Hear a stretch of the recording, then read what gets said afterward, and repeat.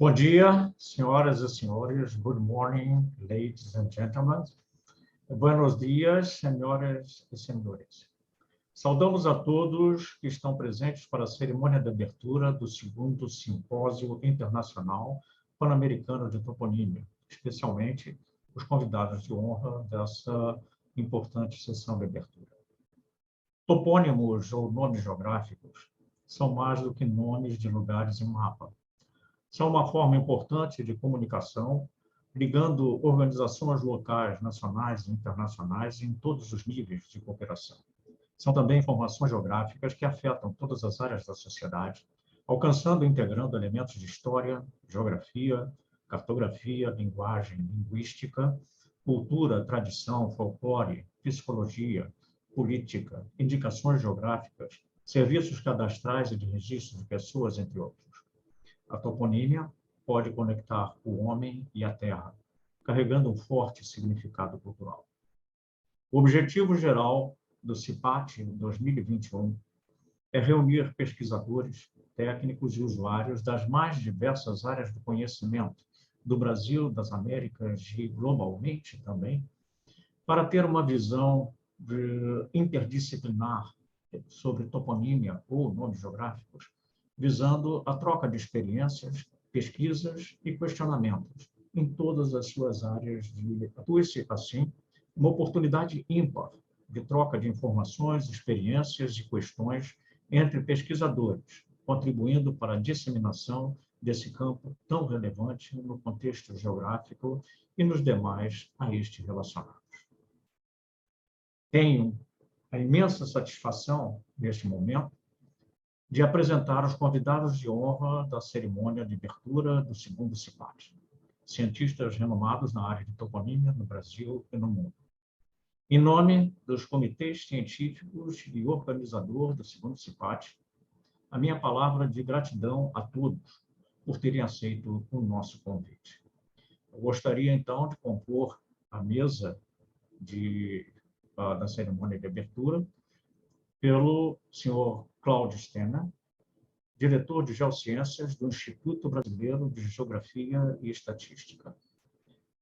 O engenheiro Hélio Gouveia Prado, presidente da Sociedade Brasileira de Cartografia, SBC. Doutora Ellen Kerfoot, Honorary Chair da United Nations Group of Experts on Geographical Names, UNGAGN. Professor Dr. Jerry O'Reilly, da Dublin City University, Irlanda, e vice-presidente da EuroGeo, European Association of Geographers. Dr. Peter Jordan, da Academia Austríaca de Ciências, OEW, chair por parte da ICA, na Comissão Conjunta ICA-UGI em toponímia. Vou proferir agora algumas palavras de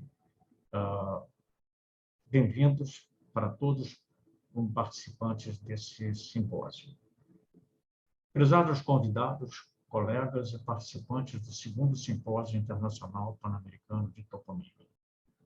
Após algum tempo, a segunda edição do CIPAT, Simpósio Internacional Pan-Americano de Toponímia, é finalmente uma realidade.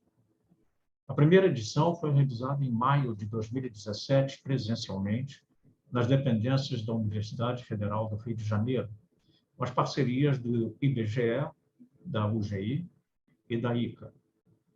Foi um evento pequeno, com 78 participantes e apresentação de 24 trabalhos e 6 palestras especiais. Esta versão deveria ter sido realizada em 2019, mas por motivos de força maior teve que ser postergada para 2020, sendo então surpreendida pela pandemia do Covid-19.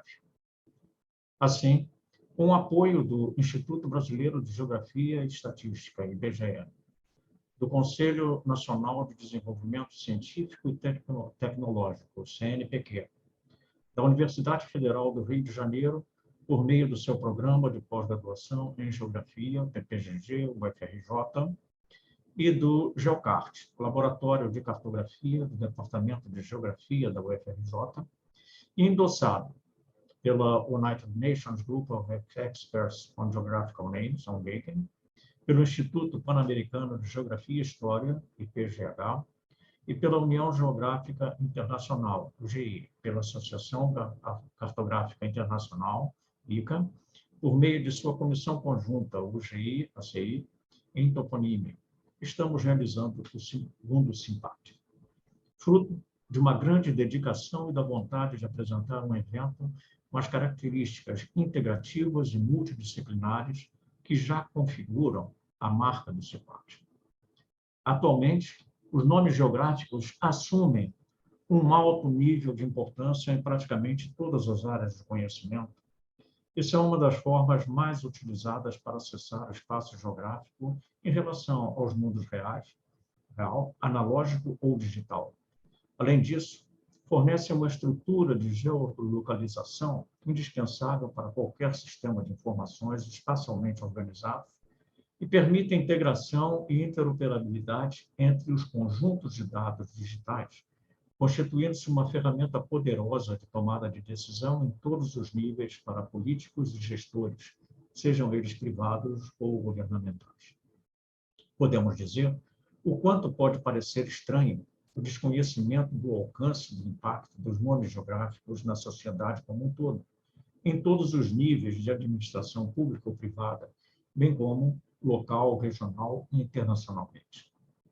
Como verificar os transtornos da mudança do nome de uma cidade? Particularmente, eu sou natural da cidade do Rio de Janeiro, mas também fui do Distrito Federal, do Estado da Guanabara e agora do Estado do Rio de Janeiro. Quantos documentos deverão ser alterados e atualizados e quais os seus impactos decorrentes nas contas públicas? O ato de nominar é inerente à atividade humana. São nominados os próprios seres humanos, como também os lugares, permitindo a sua individualização e a consequente identificação de um e de outro. O que acompanha esse ato de nominação, quais sejam cargas culturais, atávicas, linguísticas, políticas e tantas outras, são as motivações para o desenvolvimento da pesquisa toponímica. Todo esse universo toponímico será discutido nesses 3 dias. Incentivamos a todos que participem e acompanhem os trabalhos e palestras que estão programados. Questionem, perguntem e discutam os conceitos e os temas apresentados. Aproveitem a presença dos pesquisadores renomados que estão conosco e expandam as suas redes de contato. Temos certeza que no fim desse evento estaremos já com vontade de desenvolver o próximo.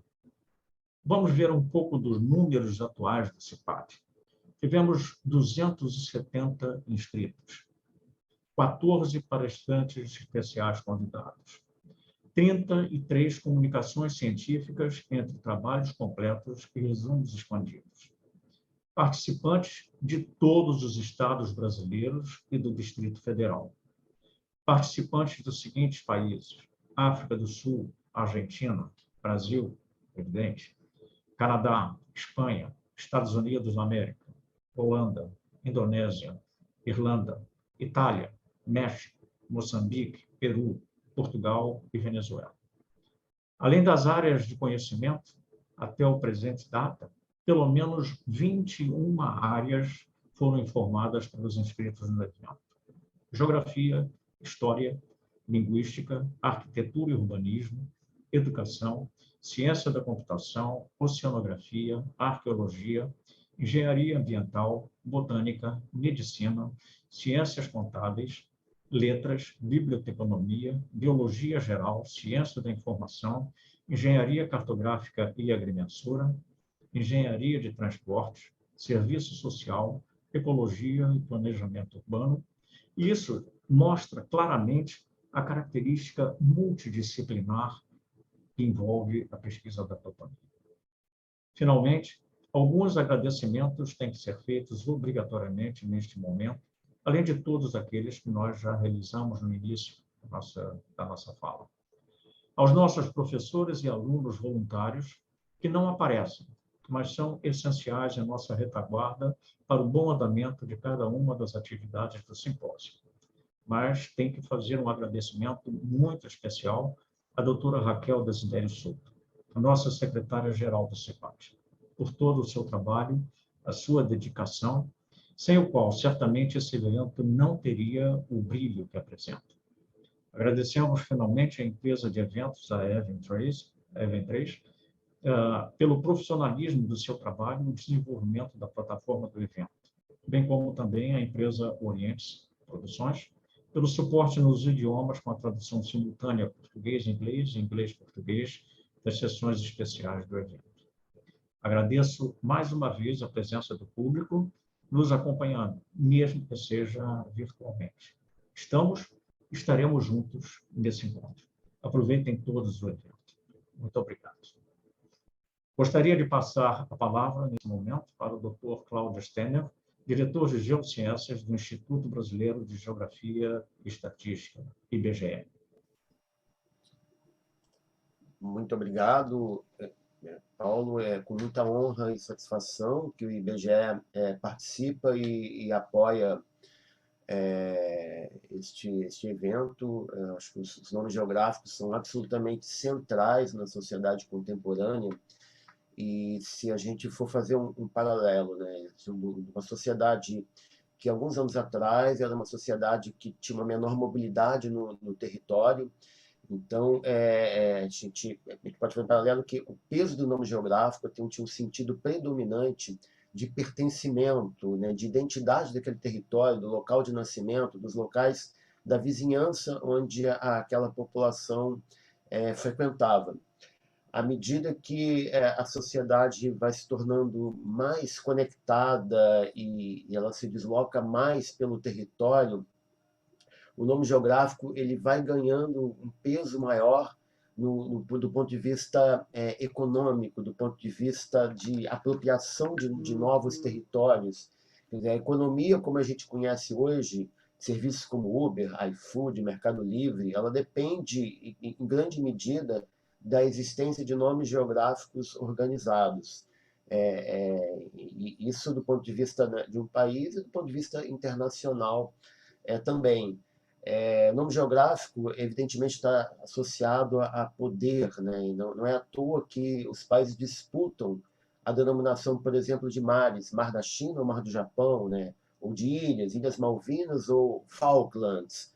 Ou quando uma determinado povo ele conquista um outro território, os nomes mudam. Por exemplo, Tenochtitlan virou a cidade do México.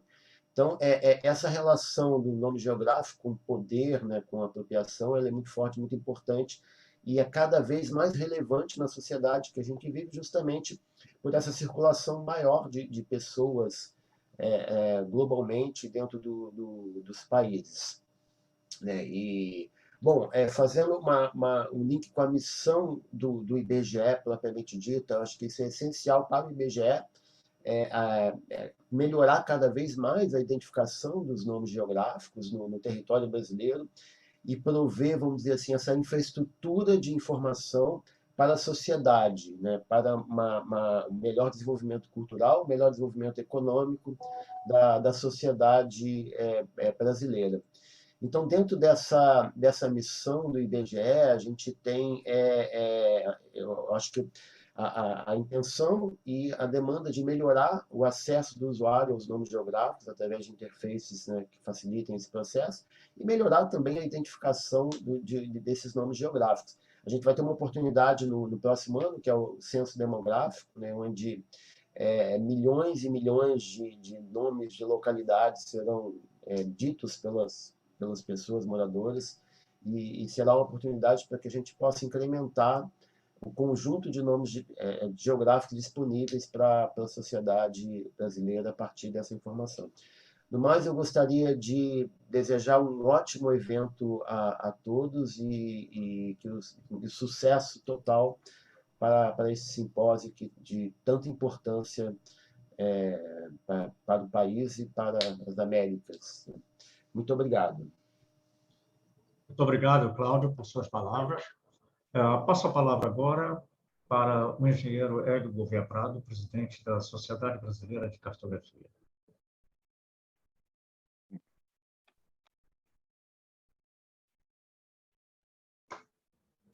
Abrindo meu microfone facilita. Bom dia a todos.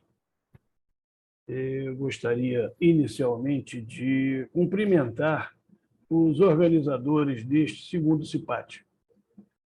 Foi, assim como a sociedade organiza vários eventos, o professor Paulo já foi nosso vice-presidente também, a gente sabe o quanto tem de problemático, o quanto tem de trabalho de emprego individual dos organizadores.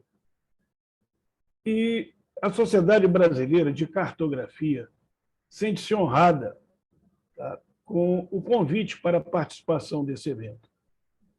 Como sociedade, e eu particularmente, exatamente por ser um engenheiro cartógrafo e trabalhar na área de cartografia há mais de 20 anos, conheço bem a questão dos nomes geográficos. Primeiramente, eu gostaria de fazer uma breve apresentação oral mesmo da sociedade, que a Sociedade Brasileira de Cartografia é, como diz o nosso estatuto, uma associação civil de caráter técnico-científico, certo? Com a finalidade de enaltecer e estimular o progresso das ciências cartográficas, geodésicas, fotogramétricas e de sensoriamento remoto. Certo? Dito isso, eu gostaria também de citar uma definição que eu gosto muito de cartografia, que é uma definição antiga da Unesco de 1966, e eu vou me permitir ler aqui, que a cartografia apresenta-se como conjunto de estudos e operações científicas, técnicas e artísticas, que, tendo por base os resultados de observações diretas ou da análise de documentação, se voltam para a elaboração de mapas, cartas e outras formas de expressão e representação de objetos, elementos, fenômenos e ambientes físicos e socioeconômicos, bem como sua utilização. E nessa utilização, eu cito a importância da toponímia. Como disse o professor Paulo, são os nomes dos elementos cartográficos, ou nomes geográficos, ou topônimos. Certo? E a toponímia, eu entendo que ela basicamente tenderia para individualizar esses elementos. Quando a gente coloca nome em algumas coisas, naquele nosso universo de trabalho, nós estamos pensando em individualizar aquele elemento no seu universo. Mas a gente sabe que essa individualização não ocorre. Daí a necessidade de um tratamento científico dessa situação. E eu digo um tratamento científico, como eu comentei, eu trabalho com a área de produção cartográfica e de geração de informações há muito tempo. E vou citar, por exemplo, um exemplo de limites. Limites territoriais, podem ser ele entre instituições ou entre entes privados. Um limite ele é definido por um instrumento jurídico. Esse instrumento jurídico pode ser um tratado, pode ser uma lei, um decreto ou uma escritura e até mesmo uma sentença. Quando os anteriores falham, é recorrido à área jurídica. E esses limites estabelecidos nesses documentos jurídicos, eles podem ser limites naturais ou limites geométricos ou artificiais. Os naturais tendem sempre a repousar-se sobre a toponímia. Você faz um limite por um rio e cita o nome desse rio até um determinado acidente. Normalmente, a partir desse acidente, você continua por um outro limite natural, ou a partir dali você começa um limite artificial. E a questão de toponímia, ela se reveste de um grande, vamos dizer, interesse, porque quando você define, por exemplo, o nome de um rio, esse rio vai servir de limite entre dois estados independentes. Esse rio pode ter um nome para um estado e o mesmo rio no outro estado ter outro nome. No caso das nossas fronteiras brasileiras, temos alguns casos desse tipo. E outra questão também que se tem é a questão da duplicidade, não só do mesmo nome ou de dois nomes para o mesmo elemento, ou do mesmo nome para vários elementos. O IBGE tem uma divisão, não vou sei se é uma divisão, tem uma estrutura, na sua estrutura, uma área de estruturas territoriais que se debruça sobre a questão dos limites intermunicipais e interestaduais. Então, normalmente, e com alguma frequência, vamos dizer assim, eles se debruçam sobre esse problema.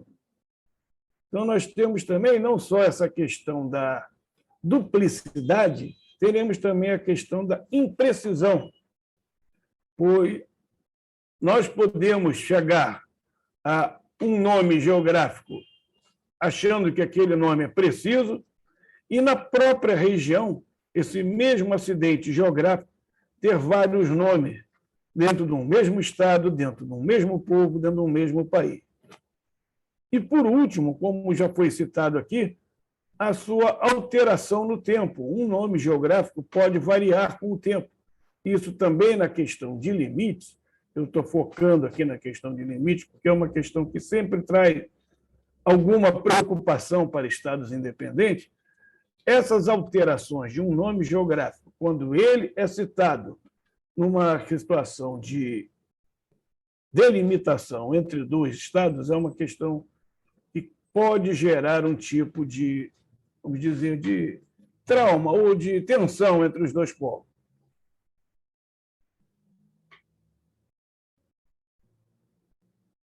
Então, eu pretendi, né, com essa visão rápida, demonstrar e mostrar a importância do estudo sério e científico da toponímia, dos nomes geográficos e de tudo aquilo que os envolve.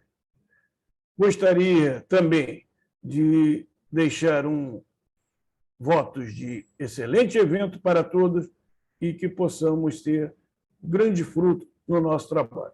Bom dia a todos. Muito obrigado, Gouveia, pelas suas palavras. E eu gostaria de passar a palavra agora para a doutora Ellen Kerfoot, Honorary Chair do United Nations Group of Experts on Geographical Names. Helen, you have the floor. Thank you, Paulo. Muito obrigada, Paulo. Espero que todos possam me ouvir. Em primeiro lugar, muito obrigada, Paulo, e membros do comitê organizador e equipe de apoio local e todos envolvidos na organização desta conferência em meio às dificuldades da Covid. Eu sei que organizar uma conferência virtual consome tempo e levanta muitas questões que não ocorrem em uma reunião presencial. Então, muito obrigada a vocês, de todos nós. Como presidente honorária do Grupo de Peritos das Nações Unidas em Nomes Geográficos, UNGEGAN, que é o nome em inglês, eu gostaria de dar as boas-vindas a todos aqueles que farão apresentações aqui ou que vão participar da conferência. O UNGEGAN foi criado por uma decisão do Conselho Econômico e Social da ONU e se reuniu pela primeira vez em 1960. Desde então, por meio de conferências e sessões, esforços têm sido feitos para que cada país tenha uma autoridade nacional responsável pela forma escrita de seus nomes geográficos.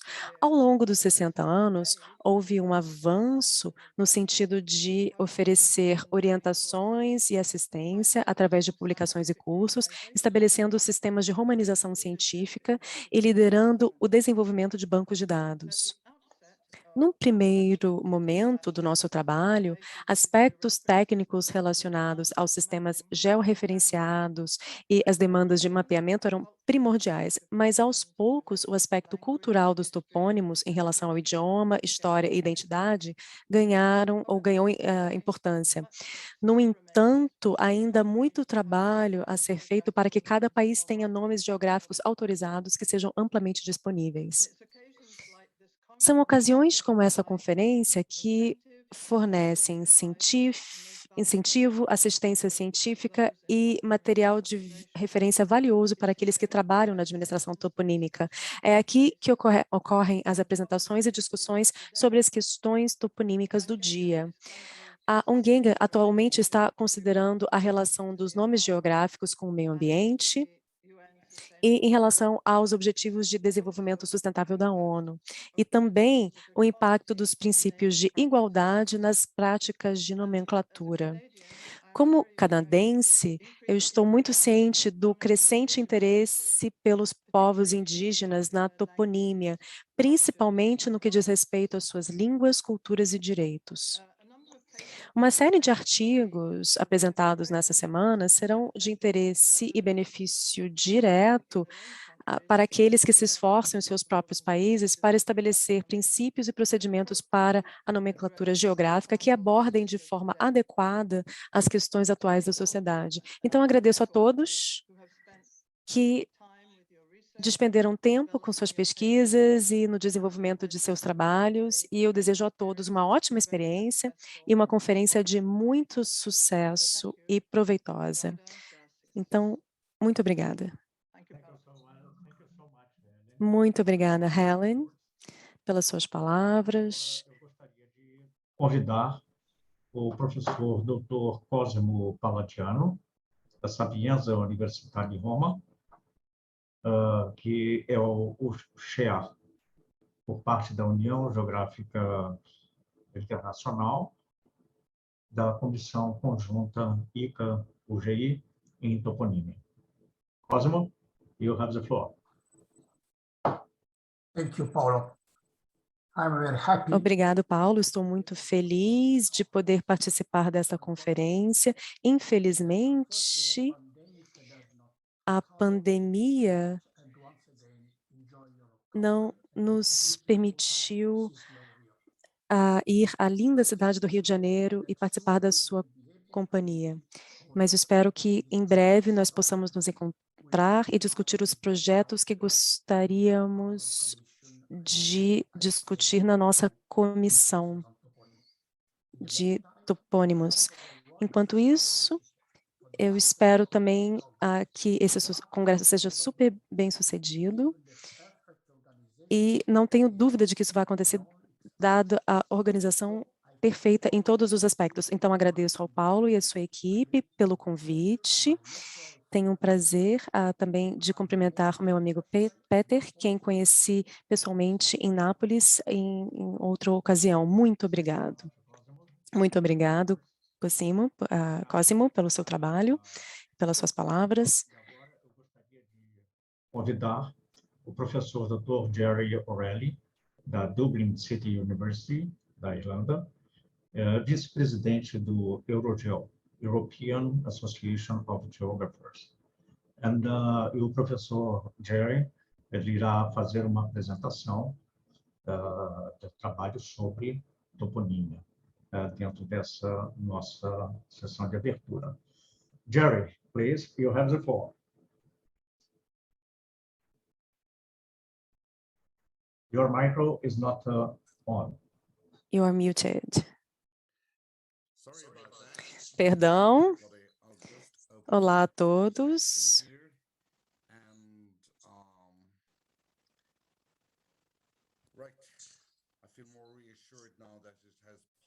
Bem, agora fico feliz de ter aparecido. Bem, obrigado novamente ao Paulo e a equipe organizadora deste evento, e muito obrigado pelo convite.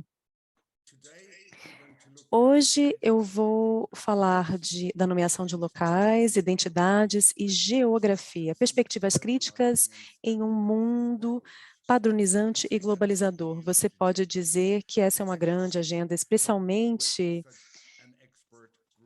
com um grupo de especialistas, né, que me circundam aqui, e eu não diria que eu sou um especialista na área. Então, eu vou ter uma abordagem de analisar o que está acontecendo à medida que eu percebo em todo o mundo da toponímia. Eu vou explicar isso em breve. Eu sou vice-presidente da Eurogel e no departamento da Escola de Geografia e História também da Universidade da Dublin City. Bem, olhando a toponímia e a hidronímia em 2021, há um interesse crítico renovado, eu diria. Portanto, nos aspectos cartográficos e de localização, na etimologia, nas geohistórias, eram muito salientes nos estudos anteriores e agora estão sendo melhorados, aprimorados em uma ampla gama de perspectivas radicais, especialmente em um mundo padronizado, globalizante, com a googlização e a normalização consequente de nomes de locais, percepções e imagens em todo o mundo, incluindo aquelas que são feitas para propósitos de marketing. No entanto, ainda há vozes conflitantes e contestadoras e que têm o seu direito de fazer isso. Portanto, a ideia de um projeto de uma nomenclatura geográfica em terra, em mar, me foi proposta pela Eurogel, né, Associação Europeia de Geógrafos, e também as publicações da Springer International que trabalham com a Eurogel. E a ideia era olhar as teorias e conceitos, estudos de caso e abordagens educativas relacionadas à toponímia. Portanto, eu disse, como é que eu vou fazer isso? Né? Como é que a gente começa fazendo isso? Então, o trabalho é muito interdisciplinar, com atores de todas as regiões, né, e instituições relacionadas à toponímia e organizações também dessa área que são nacionais e internacionais, incluindo a UNGEGAN e a IGU, a União Internacional de Geógrafos, a ICA, a Eurogel e por aí vai. Então, algumas das palavras-chave que eu vou usar hoje são a nomenclatura, locais, perspectivas críticas, padronização, vozes que contestam e educação, que é algo muito importante na pesquisa. Bem, essa pesquisa em relação à toponímia realmente é a terceira em uma série de livros com os quais eu tenho trabalhado. A ideia por trás dos livros na Eurogel, em colaboração com a Springer, é tomar aspectos importantes da geografia que são muito relacionados ao dia a dia e, às vezes, não são tão óbvios para os alunos e para os professores desses alunos. Portanto, a minha tarefa era preparar material que fosse apropriado para alunos de terceiro nível, mas mais até do que isso, para os professores desses treinadores e professores dos professores. Então, ao tomar a primeira área, que a minha área de especialidade é a geopolítica, mas olhando isso numa perspectiva a ações humanitárias e a geografia em tempos de conflito, os alunos e as pessoas constantemente estão expostas a isso todos os dias, né, nas notícias e nas mídias sociais. E quando eu quis completar isso, eu acabei olhando locais de memória e legados em uma era de inseguranças e globalização. Isso me levou a uma pesquisa da geopolítica e da geografia das emoções. E nós vimos isso particularmente nos últimos 10 anos. Então, olhando a geografia das emoções, o que realmente molda as atitudes das pessoas, e em particular, o público no geral, né, em eventos do cotidiano. Portanto, nesse contexto, a minha terceira tentativa aqui é com a toponímia. Então, como eu mencionei esses anteriores, né, esse livro na toponimia explora aspectos aplicados e contemporâneos da geopolítica, assim como a geopolítica das emoções que estão em transição. A trajetória, então, do conceitual para a produção real deste projeto de livro relacionado à toponímia, a apresentação das informações relacionadas a essa trajetória, que será analisada hoje, em relação aos capítulos, autores e sua pesquisa, antes de abrir aqui para perguntas e respostas. E a abordagem que eu tomei foi, eu convidei as pessoas diretamente e a resposta foi incrível. E eu deixei o conteúdo bem aberto para a interpretação das pessoas. Eu fiz isso de modo que eu pudesse ter uma visão maior, mais abrangente das percepções e do que de fato estava acontecendo em muitos países e internacionalmente em relação à toponímia. Eu tive 65 respostas, perdão, 65 respostas, na verdade, e 50 delas são adequadas para o projeto específico desse livro. Então, eu fiquei impressionado com as respostas e com o interesse das pessoas em relação a isso.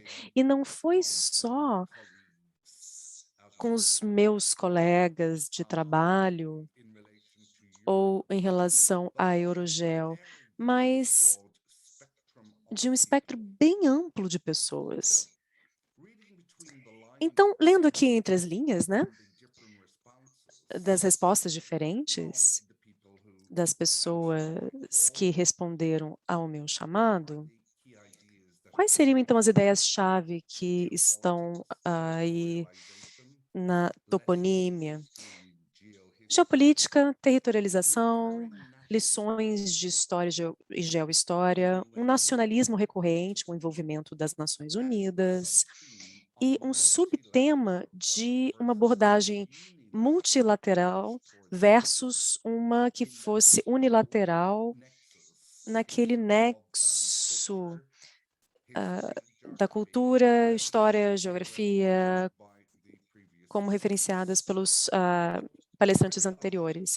Mas, com frequência, um paradigma do Estado acaba interferindo e a sua abordagem em relação às fronteiras, e não só territoriais, mas cada vez mais também, como a gente está vendo, particularmente no Sudeste Asiático, em relação aos mares.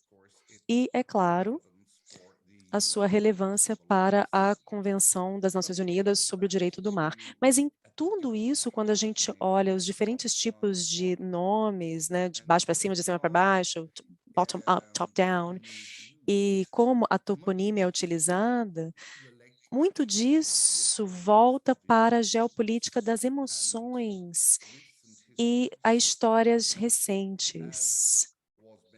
Como foi mencionado pela Ellen, é claro que isso tem uma forte significância com os Objetivos de Desenvolvimento Sustentável. E um deles que eu tenho explorado particularmente é o ODS 16, que diz respeito à paz, justiça, instituições fortes e a regra do direito.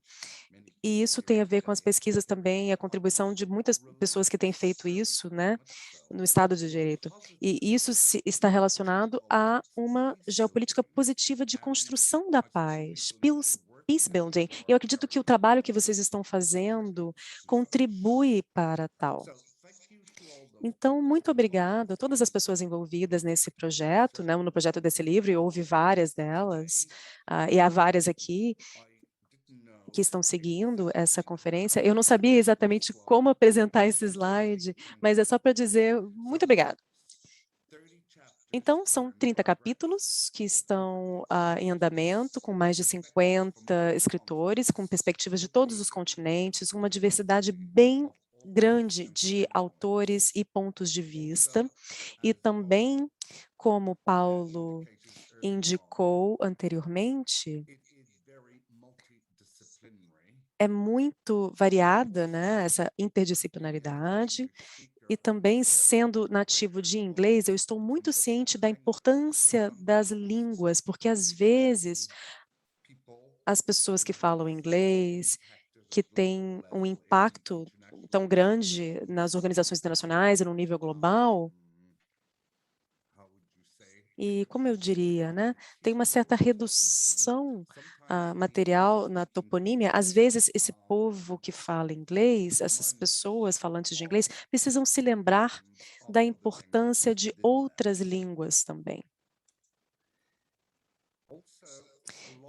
E também, muito do material que as pessoas estão utilizando nesse projeto de livro vem de fontes e arquivos de pesquisa originais, assim como nos colegas em Ljubljana, em Sarajevo e no Brasil e em outros exemplos que eu poderia mencionar aqui. E eu devo dizer que a Eurogel e a Springer têm essa produção, né, desse projeto, né, eles estão por trás dessa produção. Isso terá um efeito nos alunos e também no treinamento de treinadores e de professores que vão lidar com projetos educacionais em muitos desses países. Portanto, os objetivos aqui de pesquisa do livro seriam deconstruir o nexo entre a teoria, os conceitos, os lugares, o espaço, o endônimos, exônimos, toponímia, que todos vocês já estão muito familiarizados. Mas para explorar também a importância da toponímia no dia a dia das pessoas, para pessoas comuns e nessa esfera gerencial e política, e para elucidar o papel das partes envolvidas na nomenclatura dos lugares, de baixo para cima e de cima para baixo, portanto, identidade, cultura, população, o público, as ONGs e como elas utilizam isso, assim como também grupos de desenvolvimento local. Portanto, as organizações governamentais e as organizações do governo internacional, que são a Unesco, o GENG, o Conselho da Europa, a UE e outras instituições, mas também dentro disso eu vi que cada vez mais,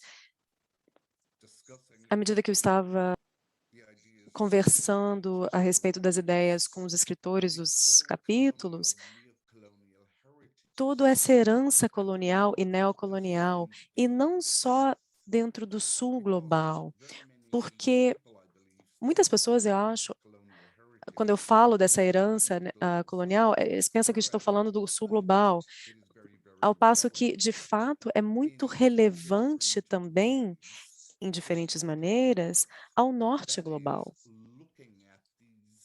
Ou seja, olhar essas situações dos nomes entre e dentro dos estados. E também o outro objetivo foi comunicar com uma audiência mais ampla, um público mais amplo, além da academia, das disciplinas da linguagem, metodológico e dessas ecocâmeras. Então, eu sinto que, com a grande resposta maravilhosa que eu tive, pessoas de muitas organizações diferentes ou associações diferentes estão se comunicando bastante nesse projeto. Agora, avançando aqui para o próximo slide. A toponímia e a geopolítica das emoções é uma ideia que eu desenvolvi e, na verdade, eu peguei emprestado da Dominique Moisy, e eu gosto muito do trabalho dele, do Dominique, e que, às vezes, na nossa estrutura muito lógica, como acadêmicos e pesquisadores, às vezes a gente subestima a força das emoções. E, particularmente agora, em um mundo das mídias sociais, que vai além das fronteiras nacionais, por meio das quais essa nomenclatura e essas associações de ideias podem ter um efeito emocional profundo nas pessoas, mas também em suas reações. Portanto, esse nome de locais e a percepção e como ele é utilizado, interpretado e reinterpretado, esquecido, oculto ou retirado do mapa e da narrativa literalmente. A parte do controle, né, dessa denominação dos locais, então a gente vai até para um conceito Foucaultiano de poder, né? Mas, em vez de ver isso como negativo, eles têm um potencial poderoso para a construção de um consenso e também para a educação, se for utilizado com propósitos éticos, em oposição a fins negativos, se fossem paradigmas de territórios e de poder que podem levar a um populismo. Então, os nomes dos locais e as memórias são associações psicossociais, sejam de alegria, nostalgia, mas também da consciência e da vergonha. E, novamente, isso é reconhecido pela Unesco e por outras instituições e organizações internacionais. Nas psicogeografias e histórias, você vê uma importância. Eu coloquei aqui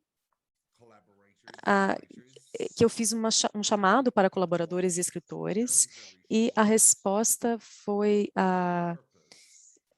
bem curta, e houve algo bem curto para ver o interesse diferente das respostas. E de algumas análises de palavras-chave, perdão, eu então tentei desmembrar as diferentes propostas e colocá-las em grupos. Então, por exemplo, o que determinou a parte 1 do livro, né, foi uma análise de palavras-chave, a palavra percepção, a ocorrência, né, dessa palavra, e depois também a neotoponímia. E outras propostas que enfatizam a divisão entre endônimos e exônimos. Os desafios, então, que foram levantados, mas também outras palavras como comemorativo e a palavra escala. E exemplos deles vieram através das propostas de capítulos da Coreia, da França, da Argentina, da Eslovênia e da Espanha. Os autores enfatizaram a fisicalidade dos locais, mas também o simbolismo e o uso ativo por parte das partes interessadas, das pessoas, mas também como isso pode ser manipulado para uns motivos positivos ou negativos. Portanto, a pesquisa e o livro que resultou dela teve os seus objetivos e resultados, como eu mencionei, né, o nexo e os conceitos, que são continuidade e mudança para cada geração, material e existencial, motivos para conflito em relação à toponímia e a importância do consenso. Foi analisado por 50 autores e o projeto teve pontos de vista diversos, materiais de fonte e de pesquisa nas línguas originais, por exemplo, grego, turco, bósnio, português, espanhol, alemão, que aprimorou muito até a abordagem, e houve um alcance, né, de ideias suportada pelo projeto com base, né, na Eurogel e na Springer. Na parte 1, Como vocês veem aqui, você tem esse desafio a abordagens conceituais e teóricas para a nomeação de locais. Por exemplo, a validade das perspectivas toponímicas críticas para o entendimento de uma percepção humana dos lugares, do Sang Jae Cho, da Coreia, que também trabalha com comitês especiais da ONU, e a nomeação de lugares e neotoponímia, experiências francesas através da lente de uma estrutura teórica do Frédéric Giraud, o nosso colega em Genebra, a divisão endônimo-exônimo revisitada por Peter Jordan e Kohei Watanabe, nomes geográficos na Argentina, também nomes de locais comemorativos para reivindicar o passado e reparar futuros, do Derek Alderman, no Texas, e uma abordagem muito interessante do Derek, né, analisando nomes de ruas e nomes de locais como Paris, ou um movimento feminista alguns anos atrás, como ele olhava esses nomes de ruas e viu os nomes de mulheres depois dos nomes de homens, depois de fazer uma análise estatística, vendo a subrepresentação dos nomes femininos em locais e nomes de rua de Paris, mas também analisando aquele movimento das vidas negras importam, Black Lives Matter, e todo o debate em relação à nomeação de lugares nos Estados Unidos, em particular nos últimos 2 anos. E toponímia e a mudança de escala, que analisa o conceito de escala e a sua importância, mas as áreas que estão entre as diferentes escalas, como utilizadas na Espanha, e a diferença entre uma autoridade nacional muito legalista e a luta para evitar o conflito, mas também trabalhar democraticamente com autoridades regionais e locais em relação à nomenclatura de lugares. A segunda parte, que reuniu ideias naturalmente, né, e veio do meu amigo Vladimir Kolosov e a Escola Russa de Denominação de Lugares, e muito interessante ver o trabalho da Academia de Ciências e Nomes da Rússia, e no grande período de transição que houve lá nos últimos 30 anos. E dos colegas da Eslovênia, uma padronização de nomes geográficos no mar e na terra.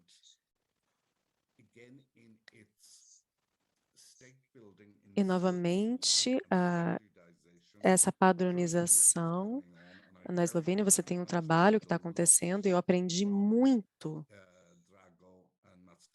do Drago e da Mackaver.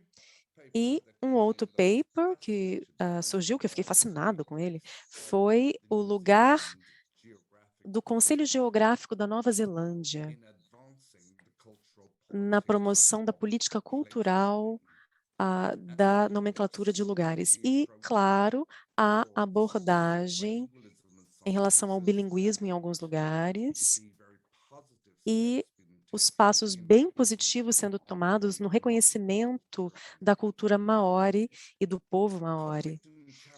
E conflitos e desafios na padronização de nomes geográficos na Espanha, que olha, a AIAR olha essa abordagem top-down, né, de cima para baixo. Ela trabalha no Ministério, que é responsável pela toponímia no país, e toda a parte legal, jurídica, que eu achei fascinante, devido às diferenças entre essas abordagens nacionais, mas também esses sistemas jurídicos, né, com a implementação da legislação relacionada à toponímia. Um outro interessante também que se destacou foi esse projetos de desenvolvimento grandes e questões de nomeação na Arábia Saudita. Ali Al-Dossari analisou a ideia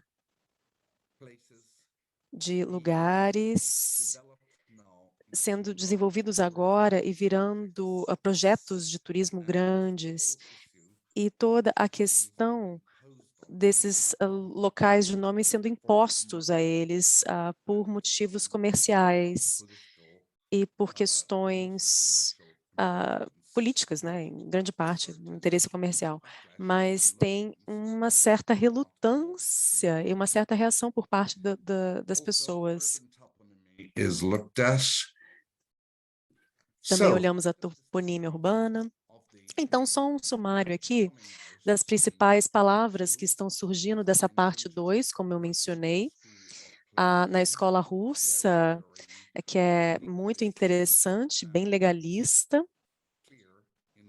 e clara no que é legal e não legal, que é jurídico e não jurídico, quais são as realidades que precisam ser mais bem exploradas, a padronização da nomeação na Eslovênia, e é claro, com seus vizinhos, incluindo a Áustria, esse Conselho Geográfico da Nova Zelândia, que está promovendo a política cultural de nomeação de lugares, a padronização na Espanha, na Arábia Saudita, e a toponímia na Turquia, que tem uma história bem interessante na toponímia, mas particularmente no momento com esse regime do Erdogan.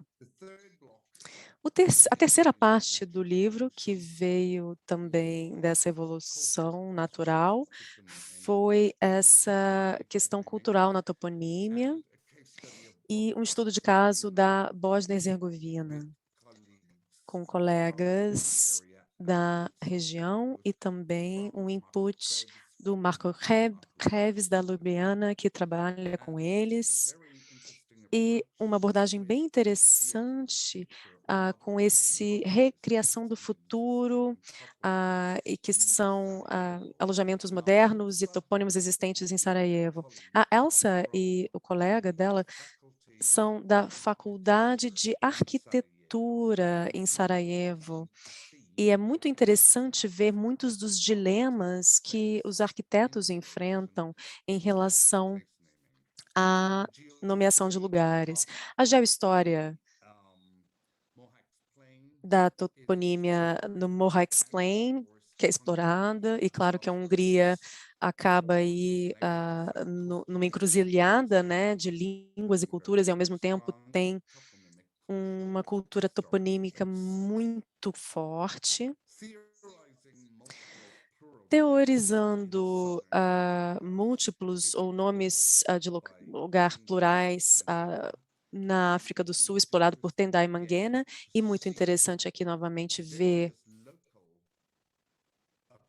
diversas abordagens locais, historicamente, e, é claro, toda a história da imposição colonial na questão dos nomes. Também temos toda a narrativa da Catalunha e como o bilinguismo agora é legal lá, mas também a parte do currículo escolar e por aí vai, e como isso está tendo um impacto na mudança dos nomes na Catalunha. A nomeação de ruas em Malta, que também dá um texto muito rico, porque Malta também é um lugar muito único, mas também emblemático de muitas partes do Mediterrâneo e do mundo, e perspectivas do Brasil em relação aos mapas da Nova Lusitânia e sua utilização na toponímia, apresentado por Paulo Menezes e seu colega. Então, para resumir, essas encruzilhadas culturais na Bósnia e Herzegovina e também alojamentos modernos e topônimos existentes e várias geohistórias em áreas sensíveis, como os planos Mohawk e também como esses nomes múltiplos e plurais na África do Sul e como isso teria uma política estrita em relação a outros lugares, aos nomes e alteração dos nomes, e também as políticas linguísticas na Catalunha, o nome de ruas e perspectivas do Brasil, para que vocês possam ver a riqueza também dessa parte número 2.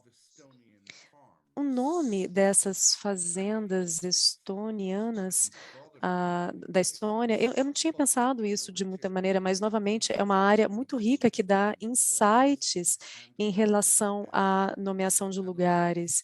E isso foi analisado com uma transição da era soviética para a era pós-soviética. E essas fazendas coletivas sendo desmembradas, e então a busca para nomes, e quais nomes seriam utilizados antes dessa coletivização ou variações dessa coletivização para esses nomes naquele período. No estudo de caso da Indonésia, ele diz respeito a essa bacia Bandung, na Java Ocidental, e isso acaba tendo uma abordagem antropológica e linguística muito forte. Variações em relação a esses dois, né, acabam tendo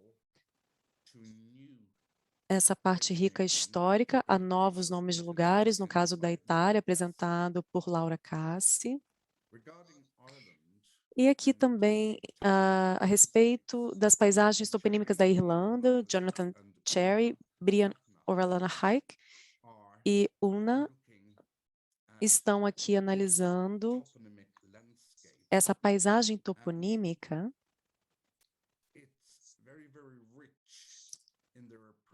e a sua riqueza na abordagem. Uma que é um mix, né, de academia, mas também de pessoas que trabalham para a Comissão Nacional de Nomes aqui em Dublin.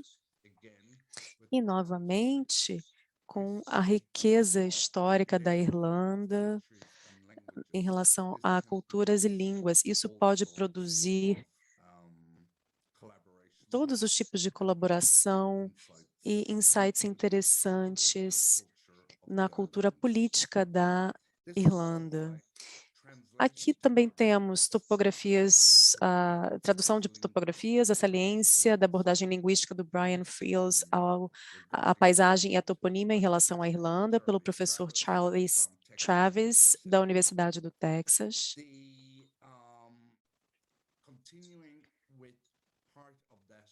E continuando nesse tema de colonialismo e o norte global e a linguística da nomeação, a Jennifer Ballantyne Pereira analisa o Gibraltar de um ponto de vista gibraltariano.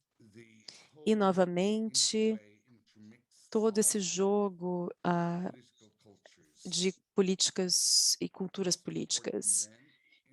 E, o mais importante em relação a isso, nós temos a construção de capacidade da ONU em toponímia, com Ferjan Ornelin e Pierre Giorgio, e eu conheci dois de vocês hoje pela primeira vez, graças a essa conferência, e a Helen, e eu achei muito interessante ver o trabalho tão positivo sendo feito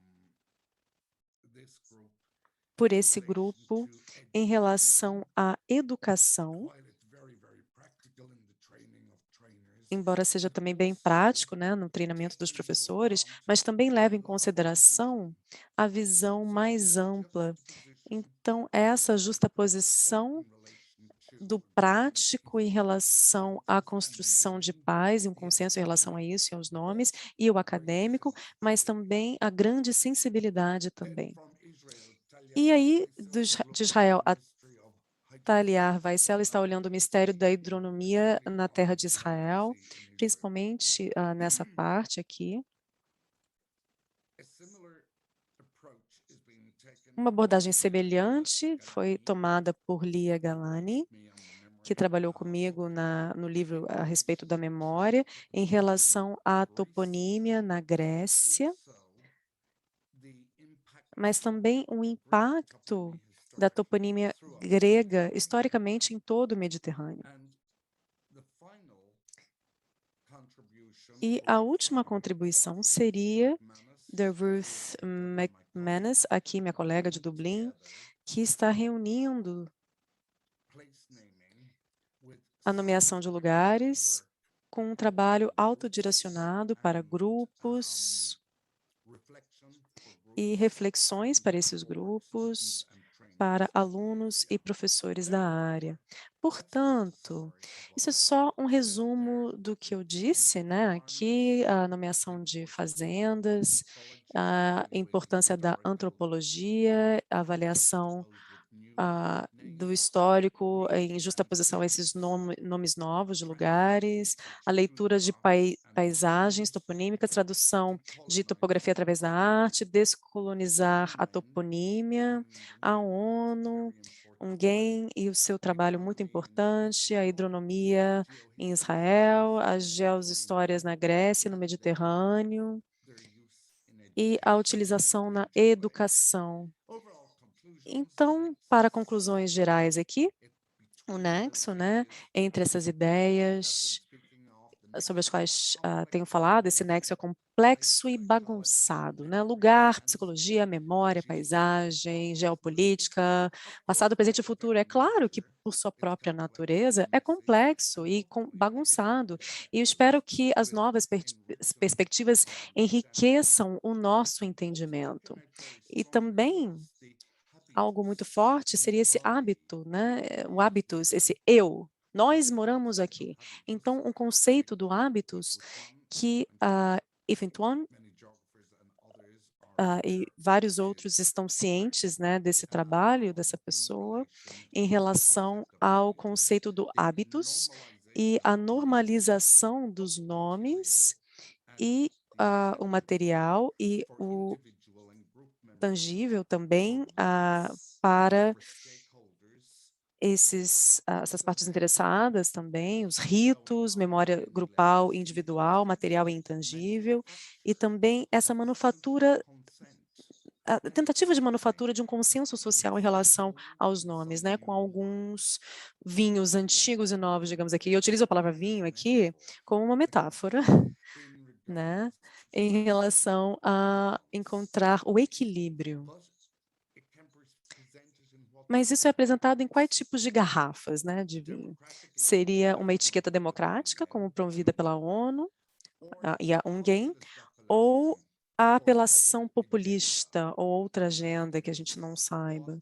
E é isso que a gente deve ter cuidado, né? Também essa malácia sociopolítica, como estamos vendo, né, na mídia o tempo todo. Então, a gente tem que se preocupar com os nomes e ver, né, de onde está surgindo esse nome, né, e por quais motivos. Portanto, temos uma forte expectativa do eleitorado versus o que o governo de fato pode entregar. Também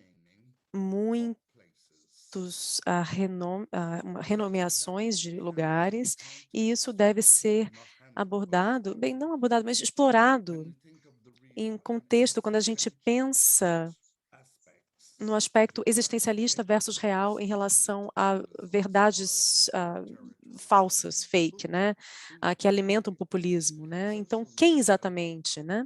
A mídia social, que está dando muitas vantagens, como nós sabemos, mas também há perigos também que podem ser explorados. Portanto, há uma busca para redefinir essa democracia que possa ser trabalhada em relação aos nomes. E isso não está acontecendo no nível global com uma parte do mundo ou com um grupo, influenciando a percepção do outro. Então, nós temos todo esse efeito de cópias, né? Copycat. Os estudos de caso que nós estamos vendo aqui exemplificam as realidades acima, em escalas múltiplas, mas também em vários níveis de poder.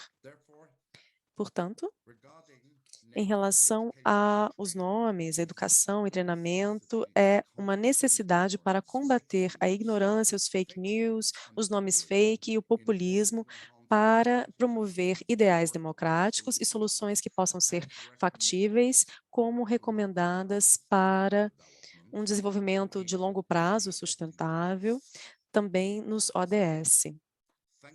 Então, muito obrigado, Mele Buecas, e obrigado.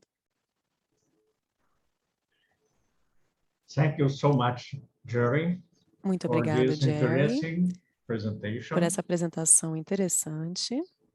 E, finalmente, eu gostaria de declarar aberto o segundo SIMPAT, Simpósio Internacional Pan-Americano de Toponímia, e convido o Dr. Peter Jordan, da Academia Austríaca de Ciência, Österreichische Akademie der Wissenschaft, Chair da ICA, na comissão conjunta UGI-ICA, em Toponímia, para proferir a sua palestra de abertura do segundo SIMPAT.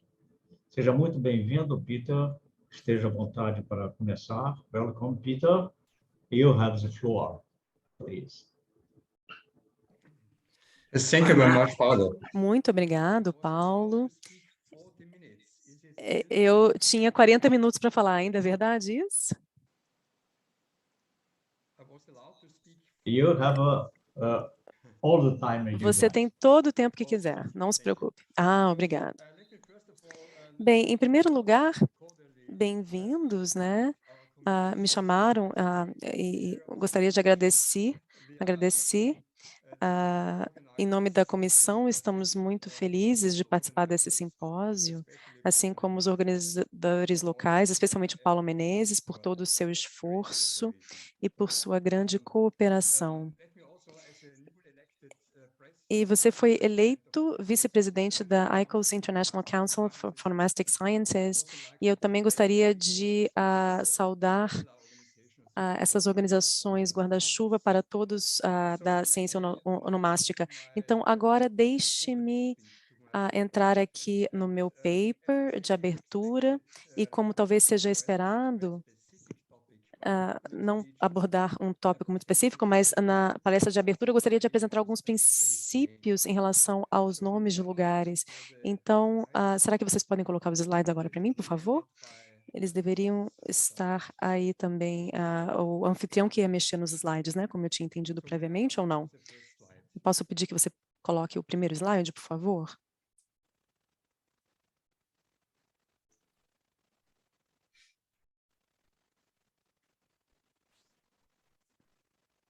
Peter, se você tiver a apresentação, você pode compartilhar.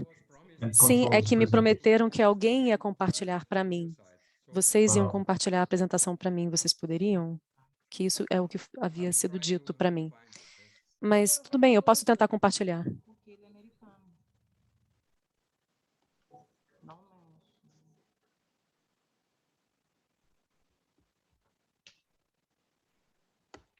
Pessoal, por favor, mutem os seus microfones.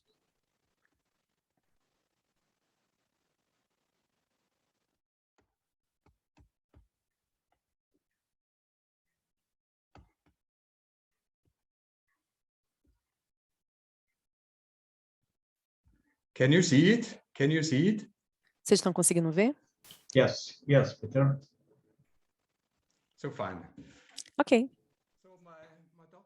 Então, o meu tema é alguns princípios, né, em relação aos nomes de lugares e a nomeação de lugares. Então, deixe-me começar com isso aqui, dizendo que a gente tem, em termos gerais, e o que foi muito bem expresso pela Gênese, né, quando ele diz, e Adão pôs os nomes a todo gado, e as aves dos céus, e a todo animal do campo. E isso está bem ilustrado aqui por essa tapeçaria flamenga que está exposta na Galeria della Academia, em Florença. Vocês podem ver aqui o Adão, e ele está recebendo aqui vários tipos diferentes de animais e está nomeando esses animais. Então, isso significa que os animais são levados aos homens e responsáveis por alguma coisa. Então, só assim a gente deveria ter o direito de nomear. E é assim que os pais né, que são confiados aos filhos, e eles podem dar nome, a gente não diria propriedade nesse contexto, né, mas seria uma responsabilidade ou que há uma confiança, né, os filhos são confiados aos pais e por isso os pais nomeiam seus filhos. Então, esse entendimento de nomes é certamente comum a todas as culturas e também, fundamentalmente, o judaico-cristão, e o entendimento é universal, mas, por outro lado, eu não conheço nenhuma cultura que não entenda a nomeação dessa maneira, embora eu não conheça todas. Então, tendo começado com essa frase básica em relação aos nomes, eu gostaria de continuar especificamente com esse processo de nomeação de lugares e falar dos seguintes itens. Então, esse processo, né, de nomeação, depois os papéis dos nomes de lugares na mediação dos seres humanos e do espaço geográfico, e, finalmente, algumas reflexões a respeito da padronização dos nomes geográficos. Então, em primeiro lugar, comecemos com o processo de nomeação de lugares. Há 3 fatores envolvidos nesse processo de nomeação de lugares. Em primeiro lugar, é uma comunidade local aqui no centro, como vocês podem ver que está sendo ilustrada aqui pelo ciclo, que é um senso de um grupo de pessoas que sentem ter uma identidade comum e pode mudar de tamanho entre parcerias familiares, nações, grupos de cidadãos, comunidade, línguas, até a comunidade global, né, cidadãos globais, digamos assim. E não parece ser um grupo coeso no senso sociológico, é um sentido de pessoas que têm relações pessoais e quase permanente em ação. E também pode ter a ver com um grupo de identidade, que é um grupo de pessoas que sentem ter uma identidade comum.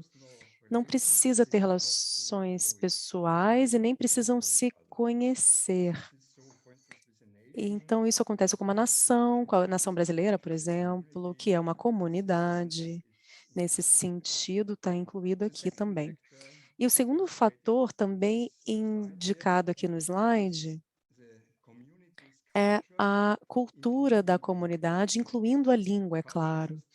A cultura é entendida aqui como um sentido mais abrangente, como uma totalidade de expressões humanas. E o terceiro fator indicado pela flechinha aqui embaixo, seria esse espaço geográfico que está subdividido em características geográficas, espaço geográfico entendido como uma totalidade de todas as relações entre questões materiais e imateriais. E nesse processo aqui, a gente tem a comunidade local, que habita uma determinada seção do espaço geográfico e desenvolveu uma certa cultura, talvez também uma própria língua, que pode ser parte também de outra língua, e tem um espaço geográfico também nessas características, no background de sua cultura e liderada por interesses econômicos específicos. E essas marcações estão aqui, né? Vocês podem ver que tem a parte de baixo, com características diferentes, e o espaço geográfico está subdividido nisso, e cada característica tem um nome. Se não for nomeada, não vai ser concebida como uma característica por si só, ela é parte de outra característica. Os nomes para características geográficos no território da comunidade podem ser chamados de endônimos, no sentido de nomes que estão dentro da comunidade. Esses endônimos são símbolos de apropriação ou responsabilidade no sentido mencionado anteriormente. Para características geográficas fora de seu território, uma comunidade geralmente adota um nome já existente e a traduz para a sua própria língua ou adapta morfologicamente ou foneticamente para fazer com que seja mais pronunciável, digamos assim. Agora, características em seu próprio território, que são endônimos, ao contrário deles, né, esses aqui são exônimos, que são nomes não usados pela comunidade, mas precisam desses nomes para marcar características fora de seu território, mas sejam importantes também para esse território. De uma maneira confortável, são fáceis de ser pronunciados e podem ser comunicados. Em contraste aos endônimos, os exônimos não são símbolos de apropriação ou de responsabilidade e não expressam reivindicações, mas indicam a importância de uma característica para a comunidade e as relações que tem com isso. Os exônimos ajudam a integrar essas características estrangeiras na esfera cultural de uma comunidade e ajudam a evitar a exclusão e a alienação. Mas também é verdadeiro que o uso de exônimos, às vezes, é concebido como expressar reivindicações, especialmente se um exônimo corresponde a endônimos históricos. Mas isso é um mal-entendido que deve ser apagado também por um sentido político de excelência. Então, a nomeação é ou por convenção entre os membros de uma sociedade ou por uma instituição a cargo de legitimar por propósitos da comunidade. É claro que você também pode atribuir um nome para uma característica, mas esse nome não vai ser utilizado se o seu valor comunicativo não for aceito pela comunidade. Só se for aceito por outros membros da mesma comunidade é que ele vai ter um valor comunicativo e vai persistir. Então, no final, é a comunidade que age. E você tem essa homogeneidade, e sempre é composto de uma porção dominante e grupos não dominantes. Então, essa porção dominante da comunidade é a posição de decretar o uso de um nome, de fazer com que outras pessoas se obriguem a utilizar esse nome, gostando ou não. E também é verdade que temos todas essas identidades múltiplas e não pertencem só a uma comunidade, mas a uma multiplicidade delas. Você tem várias identidades de grupos também relacionadas ao espaço. E essas diferentes comunidades também têm variações em relação ao espaço. Algumas são responsáveis por algumas seções das realidades espaciais. Nós somos cidadãos globais, como vocês podem ver aqui no topo do slide. E a gente participa de outras coisas como mudanças globais, climáticas ou disparidades globais, desenvolvimento, etc. E uma instituições globais, organizações como as Nações Unidas, por exemplo, que você tem essas comunidades globais, né? E você sente fazer parte de uma comunidade global. E há, ao mesmo tempo, habitantes de um continente que a gente pode participar desse continente. E, ao mesmo tempo, são cidadãos de uma associação de países como a União Europeia e membros de uma comunidade linguística, como, por exemplo, português, e membros de uma nação, e cidadãos de um país, e habitantes de uma região, de uma comuna e de uma vila, por exemplo. E quase todas essas comunidades, de certa maneira, são organizadas e sentem a responsabilidade por uma certa seção de um espaço. E tudo isso mencionado tem relações específicas ao espaço, mas também pode haver comunidades com a mesma relação espacial habitando a mesma seção do espaço. Então, há uma diferença em relação a questões culturais. Eles habitam a mesma seção da realidade, o mesmo espaço, mas tem uma etnia diferente ou linguagem, etc. Assim como a gente tem situações de minorias quando um dado território está aí habitado não só por uma comunidade, mas por várias. E todas essas comunidades também estão ativas na nomeação, mas elas podem atribuir endônimos no sentido de nomes que estão de dentro, somente a características geográficas em seu próprio nível, com uma própria escala, já que a competência para atribuir um nome, por exemplo, um endônimo, é regulada pelo princípio da subsidiariedade. E você tem essa comunidade próxima à característica e, na verdade, é responsável por essa característica, que tem o direito primário de atribuir um nome. Portanto, um nome para a Terra certamente é um endônimo em todas as línguas, porque todos nós habitamos a Terra. Então, é um endônimo em todos os idiomas. Nomes para características individuais na Terra, no entanto, já não são endônimos em todos os idiomas, mesmo se a gente se sentir como cidadãos globais. Então, por exemplo, um nome para um país certamente vai ser um endônimo na língua da comunidade que forma a população desse país, mas não todas as línguas são dominantes para a comunidade, para a capital desse país, por exemplo. Nem tudo vai ser endônimo, porque todas talvez não sejam estabelecidas, já que as comunidades nem todas estarão estabelecidas na capital. Então, esse princípio da subsidiariedade também varia dentro de uma língua, não só entre as línguas, mas também dentro de um idioma. Então, até com comunidades com línguas diferentes. Então, frequentemente, a população local pode chamar uma vila de um nome diferente de uma pessoa que está de fora, e às vezes as pessoas falam a mesma língua. Com base nesse conceito, eu definiria endônimo como um nome aceito e usado pela comunidade local, e um exônimo, um nome não usado pela comunidade local. Então, isso difere da definição dessas diferentes instituições, mas essas outras definições a gente acabou chegando no final da nossa discussão no grupo lá. Isso acaba tendo um fim político para as definições. Então, essa foi a nossa opinião geral como um grupo de trabalho, que os exônimos são até o final. Então, de acordo com essas definições, essa divisão em endônimo e exônimo corresponde à divisão entre o espaço e o lugar, no sentido do que o Jerry falou anteriormente. Isso significa que tem uma divisão entre o espaço neutro e essa seção do espaço a que uma certa comunidade humana tem inclinações, está ali. Então, se eu tenho um endônimo para uma certa seção do espaço, ele se torna um lugar para mim, vira, né, em vez de um espaço neutro, ele vira um lugar.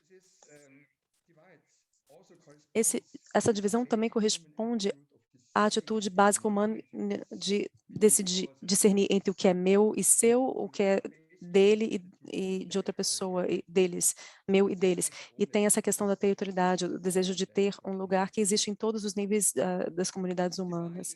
Essa divisão também é transferível a outras categorias de nomes, como etnônimos, nomes de pessoas, de nações, por exemplo, nomes de instituições. Isso significa a tudo quando está dentro, como também outro uso para o elemento. Em todos esses casos, nós temos um nome de dentro, né, utilizado por pessoas que estão ali dentro, e um nome utilizado por pessoas de fora, endônimos e exônimos. Então, realmente, é um conceito onomástico básico, essa divisão entre endônimos e exônimos. Agora, deixe-me passar para a segunda parte da minha apresentação, os papéis dos nomes de lugares na mediação dos seres humanos e do espaço geográfico. Eu acho que esses nomes locais podem ter várias funções.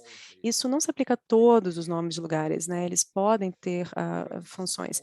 Em primeiro lugar, eles geralmente refletem características do espaço que são importantes para uma determinada comunidade. Geralmente, você descreve a localização, a morfologia, lotus, vegetação, solo de um determinado lugar, ou funções de um lugar, por exemplo, com a função de ponte ou uma função de mercado, etc. Atrás disso, você tem essas características que parecem importantes para uma determinada comunidade que nomeia o local. E por trás da cultura, você tem um interesse específico. Os fazendeiros colocaram um nome diferente e outras pessoas também que moram no mar têm nomes diferentes para as pessoas que moram perto de montanha, pessoas que moram hoje também vai ter um motivo para nomear que seja diferente dos nossos ancestrais. Para nós, o nome parece ter perdido a sua transparência. Por exemplo, tem um nome originalmente de uma língua falada anteriormente e já não mais no mesmo local. O nome atribuído à característica expressa pode ter perdido a sua importância para nós, já que os nossos interesses culturais são diferentes da característica que foi nomeada, pelas quais foi nomeada. Mas a gente pode presumir que nenhum nome foi sem sentido para as pessoas que, em primeiro, responderam. Eu acho que não tem caso em que um nome foi dado sem qualquer sentido. Então, esses nomes de lugares refletem a percepção do espaço através de uma certa comunidade e são narrativas condensadas em duas direções, em relação à característica que está sendo nomeada e em relação à disposição cultural da comunidade que está dando o nome. E um segundo papel seria, eles marcam, né, o território de uma comunidade. Então, esses nomes de lugares, entre outros símbolos, eles são marcadores dos grupos de um território. Eu já falei aqui, né, do papel. Então, só uma ilustração aqui. Nós temos um território demarcado por uma placa de sinalização que está na fronteira, na província da Estíria, na Áustria, que também tem essa sinalização mostrando todos os exônimos do local na província lá. Isso é uma maneira excepcional de nomear um território, também não é tão comum, é bem excepcional. E agora passemos para a estrutura, né, que eles estruturam o espaço mentalmente.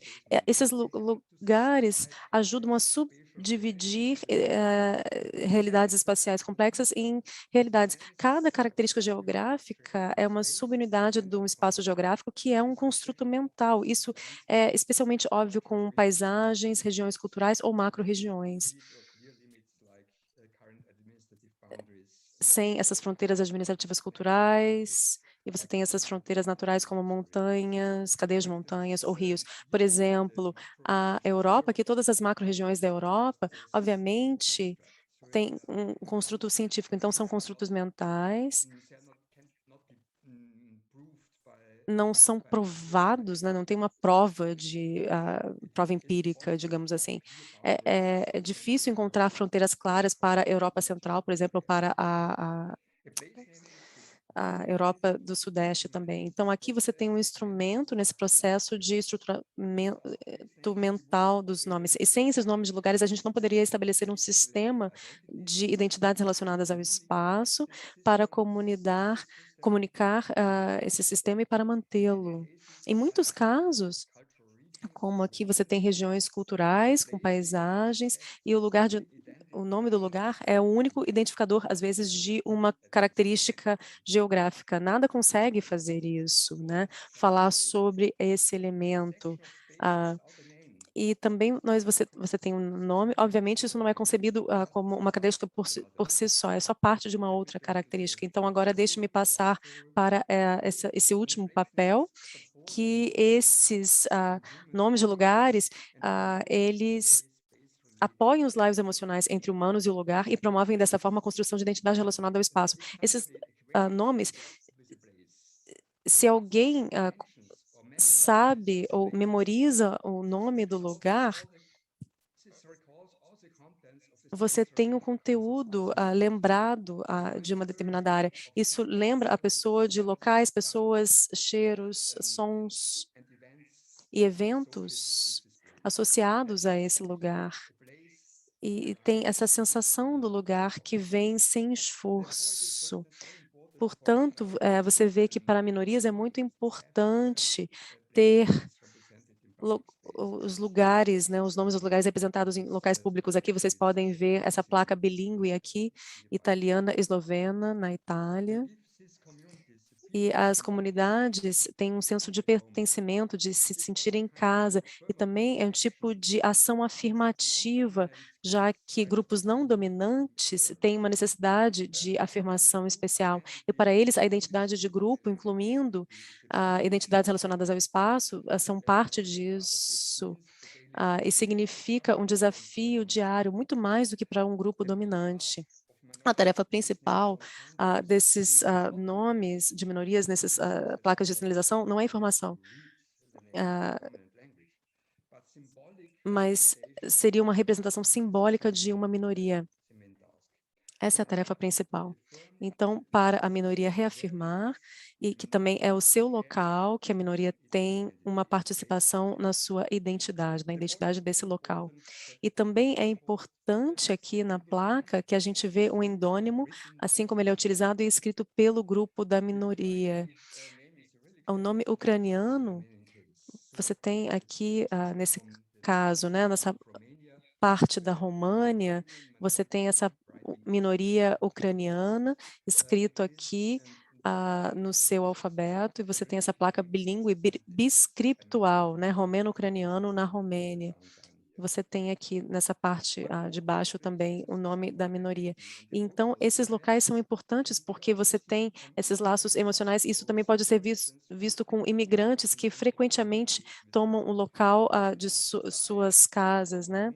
Como um laço para sua casa antiga, ou para fazer com que o novo local se torne mais familiar. Você tem Nova York, que é um exemplo, mas também Breslau, que está próximo de Kitchener, em Ontário, no Canadá. Então, obviamente, os imigrantes do que era Breslau na Polônia, hoje é Breslav, eles nomearam o novo local que eles foram morar no Canadá com o nome de origem.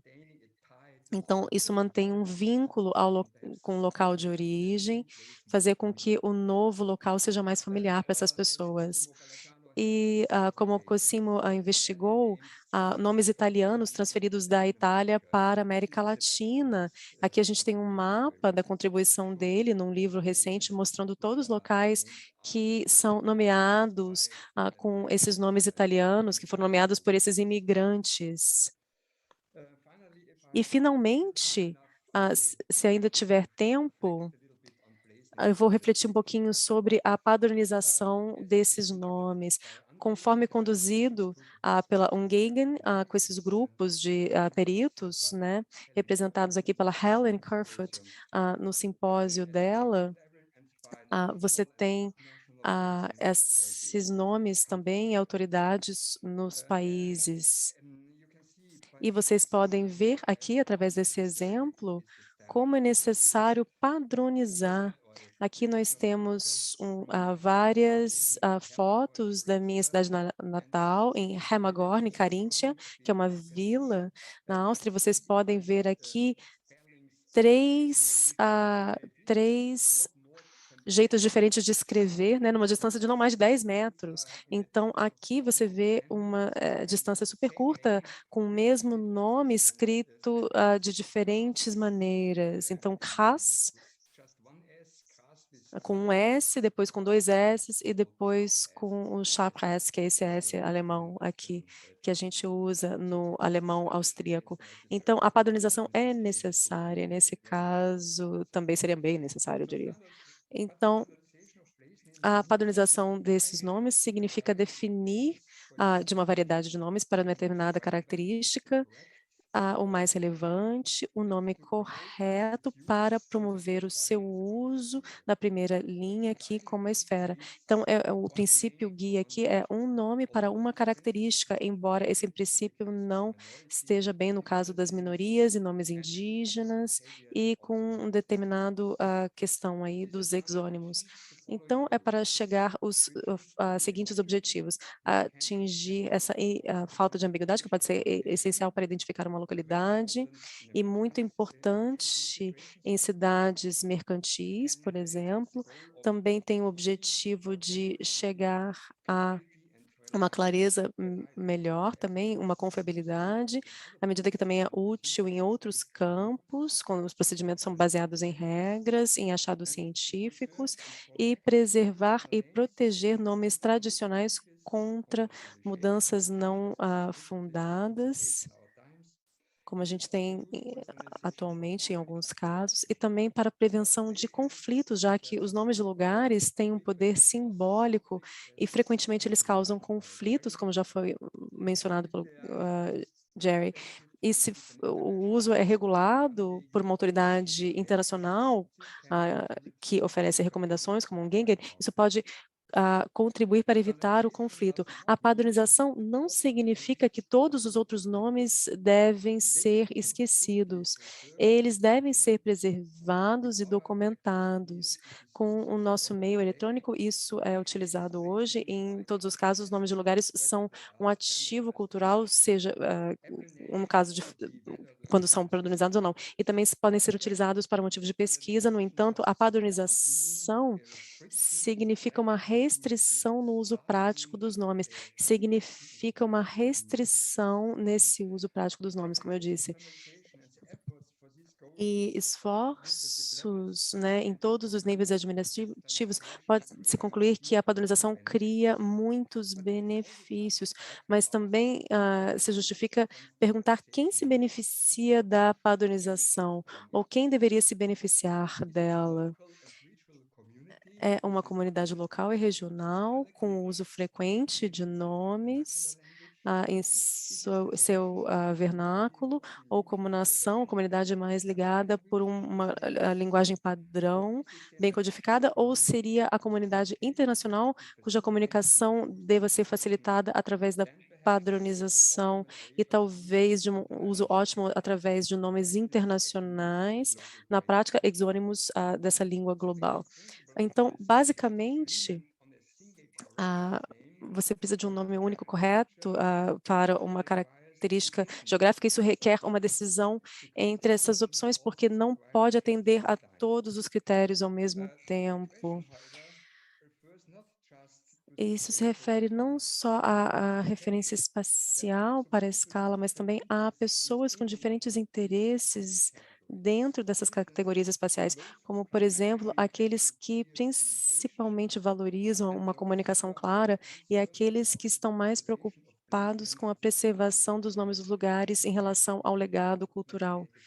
Isso pode criar tensão. Então, o problema é mais complexo do que parece à primeira vista. E essas são perguntas também para toponomáticos, críticos e a pesquisas atuais, examinando o background social e político em relação a esses nomes de lugares e também em relação à padronização como uma expressão de uma política específica de nomeação e não como alternativa. No contexto das Nações Unidas, uma pessoa da Noruega se referiu particularmente a esse processo antes, em 2019. E na prática, você tem uma força dominante da sociedade, um nível também político, e isso determina a direção. Hoje, você tem nações que também dominam, como as Nações Unidas, e também o nível nacional está fraco em relação a outros níveis políticos, como na Suíça.